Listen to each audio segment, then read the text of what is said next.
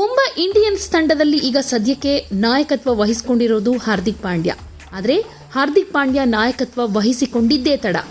ರೋಹಿತ್ ಶರ್ಮಾ ಅವರ ಫ್ಯಾನ್ಸ್ ಜೊತೆಗೆ Mumbai Indians fans ಕೂಡ ಇದ್ರ ಬಗ್ಗೆ ಅಸಮಾಧಾನ ವ್ಯಕ್ತಪಡಿಸ್ತಾ ಇದ್ದಾರೆ. ಜೊತೆಗೆ ಟೀಮ್ನಲ್ಲೂ ಕೂಡ ಕೆಲವೊಂದು ಅನಿರೀಕ್ಷಿತ ಬೆಳವಣಿಗೆಗಳು ಕೂಡ ಆಗ್ತಾ ಇವೆ. ಅದರಲ್ಲೂ ಇಬ್ಬಾಗ ಆಗ್ಬಿಟ್ಟಿದೆ ಮುಂಬೈ ಇಂಡಿಯನ್ಸ್. ಕೆಲವರು ಹಾರ್ದಿಕ್ ಪಾಂಡ್ಯ ಪರ ಇದ್ರೆ ರೋಹಿತ್ ಪರ ಕೆಲವರು ಇದ್ದಾರೆ ಅನ್ನೋದ್ರ ಬಗ್ಗೆ ಕೆಲವೊಂದು ಸುದ್ದಿ ಹರಿದಾಡ್ತಾ ಇದೆ. ಹೀಗಿರುವಾಗ ರಾಜಸ್ಥಾನ್ ರಾಯಲ್ಸ್ ವಿರುದ್ಧ ಮುಂಬೈನ ವಾಂಖೆಡೆ ಸ್ಟೇಡಿಯಂನಲ್ಲಿ ಸೆಣಸಾಟ ನಡೆಸೋದಕ್ಕೆ ಮುಂಬೈ ಇಂಡಿಯನ್ಸ್ ಟೀಮ್ ವಾಂಖೆಡೆ ಸ್ಟೇಡಿಯಂಗೆ ತಲುಪಬೇಕಾದ್ರೆ ಎಲ್ಲರೂ ಕೂಡ ಟೀಮ್ ಬಸ್ನಲ್ಲಿ ಬರ್ತಾರೆ. ಆದರೆ ಗಮನಿಸಬೇಕಾಗಿರೋ ವಿಚಾರ ಅಂದರೆ ರೋಹಿತ್ ಶರ್ಮಾ ಅವರು ತಮ್ಮ ಸ್ವಂತ ರೇಂಜ್ ರೋವರ್ ಕಾರ್ನಲ್ಲಿ ವಾಂಖೆಡೆ ಸ್ಟೇಡಿಯಂಗೆ ಆಗಮಿಸಿದ್ದು ಎಲ್ಲರ ಗಮನ ಸೆಳೆದಿದ್ದಾರೆ.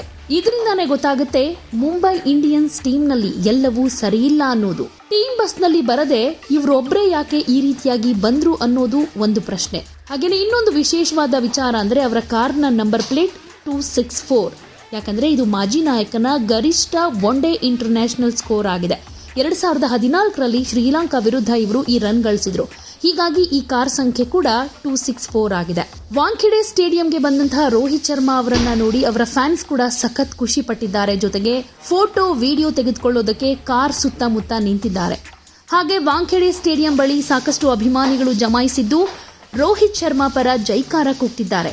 ಮುಂಬೈ ಟೀಮ್ನ ರಾಜ ಯಾರು ಅಂದ್ರೆ ಅದು ರೋಹಿತ್ ಶರ್ಮಾ ಅಂತ ಘೋಷಣೆಗಳನ್ನ ಕೂಗ್ತಾ ಈಗಲೂ ಕೂಡ ಮುಂಬೈ ಇಂಡಿಯನ್ಸ್ಗೆ ರೋಹಿತ್ ಶರ್ಮಾನೇ ನಮ್ಮ ನಾಯಕ ಅನ್ನೋ ರೀತಿಯಲ್ಲಿ ನಡೆದುಕೊಳ್ತಾ ಇದ್ದಾರೆ. ಒಟ್ನಲ್ಲಿ ಹಾರ್ದಿಕ್ ಪಾಂಡ್ಯ ನಾಯಕತ್ವ ವಹಿಸಿಕೊಂಡಿದ್ದೇ ತಡ ಮುಂಬೈ ಟೀಮ್ನಲ್ಲಿ ಸಾಕಷ್ಟು ಬದಲಾವಣೆಗಳಾಗ್ತಾ ಇದೆ.